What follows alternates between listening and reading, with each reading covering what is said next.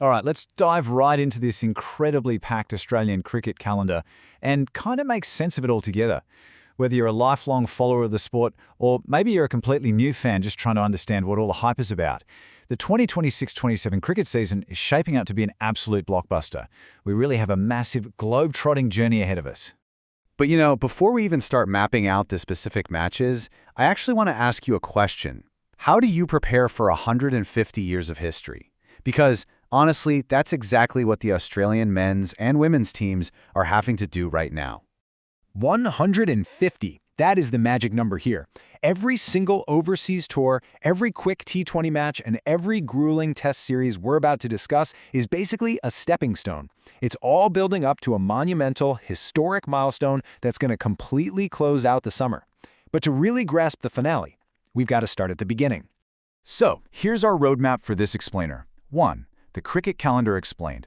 2. Forging squads overseas. 3. Domestic T20s and BBL action.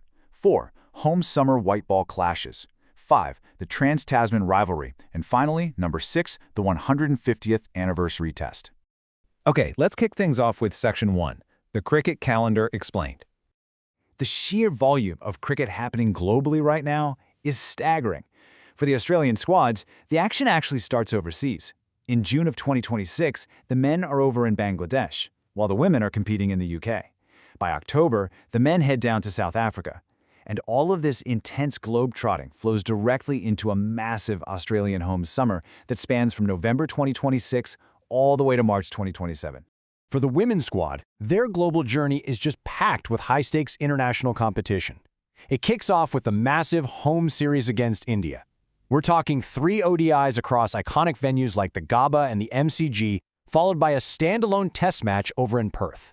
And this all serves as absolutely critical prep for their ultimate challenge, the ICC Women's T20 World Cup in England in June, where they'll be battling it out in legendary stadiums like Lord's and Old Trafford.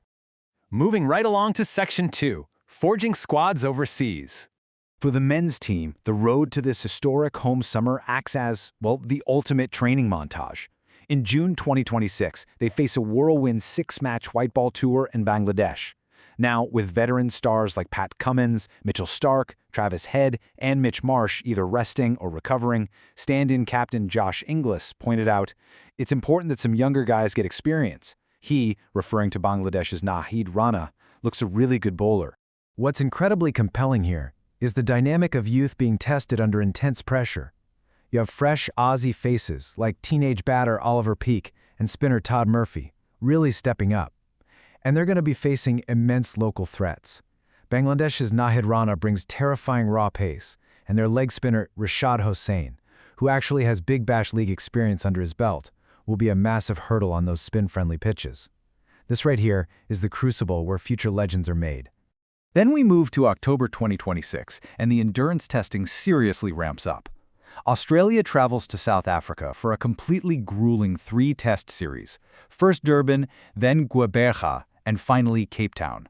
The Australia-South Africa rivalry is literally one of the fiercest in Test cricket history, especially after South Africa took the last home series 3-1 back in 2018. This tour will absolutely push the Australian squad to their physical and mental limits just weeks before their home summer even begins. All right, let's shift gears a bit to Section 3, domestic T20s and BBL action. Before the international home summer fully peaks, we've got the high-octane domestic season keeping players incredibly sharp. The Big Bash League brings that fast-paced T20 action all across the country. The Hobart Hurricanes are entering as defending champions, but the season actually kicks off with a huge clash between the Perth Scorchers and Sydney Sixers. And what's fantastic for the fans, and totally crucial for the competition level, is the injection of elite overseas talent. We're talking Pakistan's fiery pacers, Shaheen Afridi for the Brisbane Heat and Haris Rauf for the Melbourne Stars. Next up, Section 4, home summer white ball clashes. If you're a newer fan tuning in, this comparison is absolutely vital to understand. Before the iconic red ball test matches begin, Australia hosts England for 8 white ball matches. That's one-day internationals and T20s. So the crucial point here is recognizing the vastly different skill sets required. White ball cricket is fast-paced, it's high-scoring, and it heavily favors explosive batting and clever bowling variations. It demands a completely different rhythm than the grueling, multi-day endurance and deep strategic patience you need for a test series. So here's how that white ball clash against England maps out. It is a continent-spanning sprint throughout November and December. 3 ODIs starting over in Perth, moving to Adelaide and then Hobart. Then we go immediately into 5 T20 internationals, hitting massive, iconic stadiums, including the MCG, the GABA, and the SCG. It is an incredibly demanding schedule, but it really acts as the rising action of the home summer, getting the crowds electrified for those longer formats to come.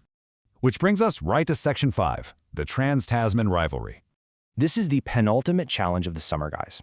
New Zealand crosses the Tasman Sea for an unprecedented 4-test series. Originally, it was just scheduled for 3, but a 4th was added to accommodate this massively packed summer schedule. This series features the absolute crown jewels of the Australian cricket summer: the West Test in Perth, the Christmas Test in Adelaide, the truly iconic Boxing Day Test at the 100,000 capacity Melbourne Cricket Ground, and finally, the traditional Pink Test in Sydney to ring in the new year. When you step back and look at the whole picture, the sheer scale of it all is just breathtaking. Across the single home summer, Cricket Australia is hosting 27 international matches across 14 venues for both the men's and women's sides. The logistics, the physical toll on the players, and the pure entertainment value for the fans are just off the charts. It's a true festival of the sport. And finally, the moment we've been building toward. Section 6, the 150th anniversary test. Everything we've talked about today, the warm-up tours in Bangladesh, those brutal tests in South Africa, the white ball sprints, and the Trans-Tasman battles, all of it leads to this exact date and this exact place. March 11th to the 15th, 2027, the Melbourne Cricket Ground. Just let that stark reality sink in for a second. This is the grand finale. So, what exactly is this event? Well, it's the 150th anniversary test, a completely unique one-off match between Australia and England to celebrate exactly a century and a half of test cricket history. And, adding to the immense modern drama of it all, it'll be a day-night test match played with a pink ball under the stadium lights. It perfectly bridges 150 years of tradition with the brilliant, glowing spectacle of the modern game. Which leaves us with this pretty big final thought to ponder as we look forward to this blockbuster season. After traveling the globe, testing their youth, and pushing their endurance to the absolute limit, is this generation of players ready to cement their legacy in the history books? Because whoever wins under the lights at the MCG in March 2027 won't just be winning a cricket match, they'll be writing their names into a 150-year-old story. I, for sure, cannot wait to watch it all unfold.